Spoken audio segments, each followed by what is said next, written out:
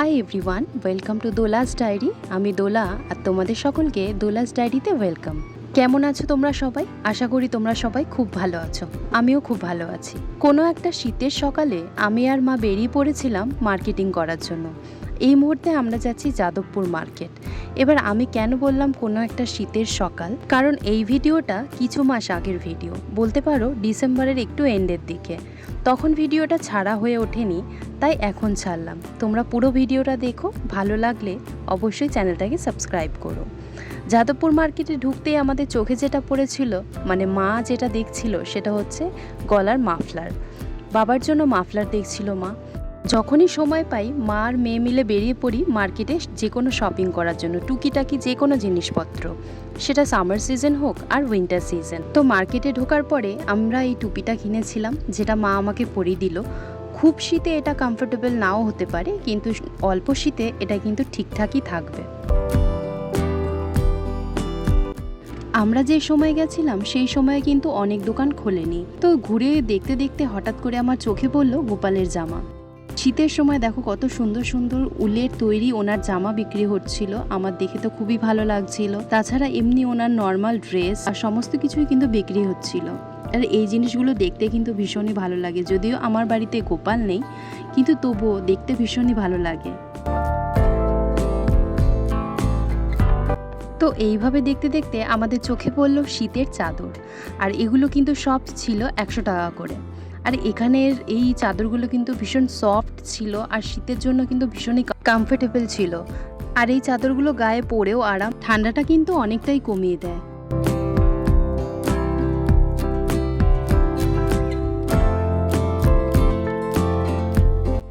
তো চাদর দেখা কমপ্লিটের পরে আমরা চলে গেছিলাম সোয়েটার দেখতে। আর এখানে বিভিন্ন সুন্দর সুন্দর সোয়েটার ছিল, আর এগুলোর প্রাইস কিন্তু ছিল 310 করে। আর এই যে সোয়েটারটা, এটা কত সুন্দর দেখতে ছিল। মানে আমি যদিও নিইনি, বাট দেখতে খুবই সুন্দর। মানে সিম্পল একটা জিন্স টপের সাথে এটা উপর দিয়ে পরলে কিন্তু ভীষণই ভালো লাগবে। আর এখান থেকে আমি চেষ্টা করছিলাম যে অফিস ওয়্যারের জন্য কোনো সোয়েটার যদি কেনা যায়, বাট আনফর্চুনেটলি আমি কিনিনি, অন্য কিছুই কিনেছি, সেটা তোমরা ভিডিওতে দেখতে পারবে।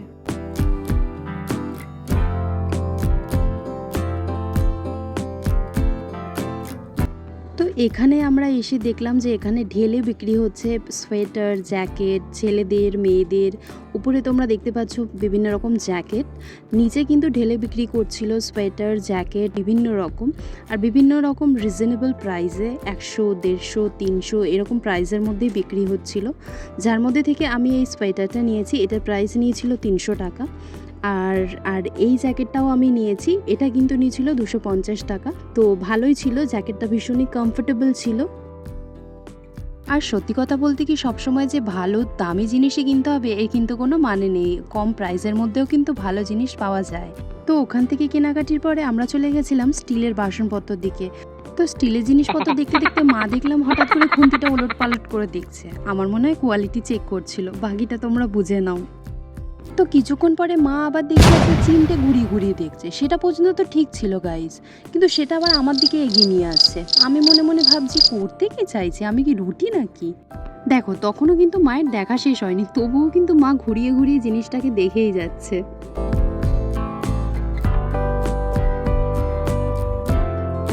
তোমরা পিছনের ব্যাকগ্রাউন্ডটা দেখে নিশ্চয়ই বুঝতে পারছো যে অনেক দোকান তখনও পর্যন্ত খোলেনি, আবার কিছু দোকান তখন খুলছে।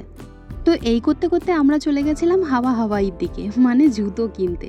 তো এখানে এসেই দেখলাম বিভিন্ন রকম রং বেরঙিন জুতো। তার মধ্যে থেকে মা একটা কালারফুল জুতো তুলে নিল, যেটা আমার জন্য রাফ ইউজের জন্য, বাড়িতে পরার জন্য মা কিনবে। আর এগুলোর কিন্তু প্রাইস ছিল 100 টাকা করে। আর পাশের ব্যাকগ্রাউন্ড থেকে কেউ একজন বলছিল মাছি মার মাছি মার। আরে মাছি মারবে তো মাছিকে তো আগে পাকড়তেও হবে নাকি?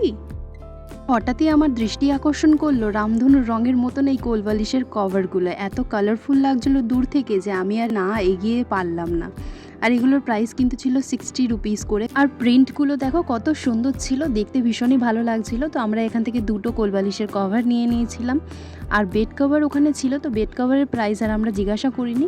তো আমরা শুধু কোলবালিশের কভারই কিনেছিলাম এখান থেকে।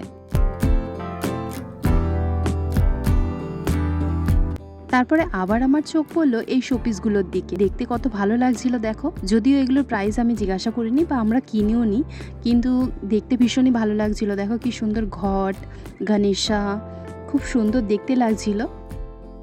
ঘর সাজানোর জিনিস কিনতে খুবই ভালো লাগে, কিন্তু দুঃখের বিষয় হচ্ছে আমাদের ঘরটা এতটাই ছোট যে সাজানোর মতন কোনো জায়গাই নেই। তো যাই হোক, আমি আর মা তারপরে চলে গেছিলাম এইগুলো দেখতে। এই সোয়েটারগুলো, ছেলেদের সোয়েটার 280 টাকা করে ছিল। খুব সুন্দর সুন্দর সোয়েটারগুলো ছিল।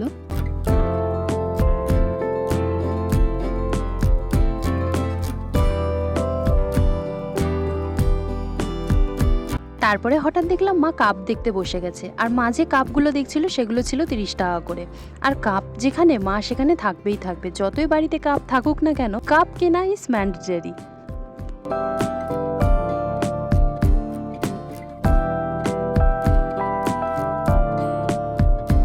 তো আলটিমেটলি কাপ কেনার পরে আমি চলে গেছিলাম এই ফটো ফ্রেমগুলোর দিকে। উপরের এই ফটো ফ্রেমগুলো দেখো কত সুন্দর, রাধাকৃষ্ণ, গোপালের কি সুন্দর সুন্দর জল ছবির যে ফটো ফ্রেম, এগুলো প্রাইস ছিল 100 টাকা করে। আর নিচে যে ফটো ফ্রেমগুলো ছিল সেগুলো ছোটোগুলো ছিল 20 টাকা করে, আর বড়গুলো ছিল 40 টাকা করে।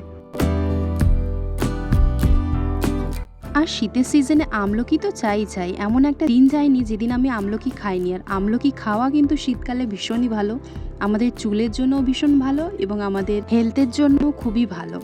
তো তারপরে আমরা চলে গেছিলাম নার্সারিতে, যেখান থেকে মা একটা ডালিয়া ফুল গাছ কিনেছিল।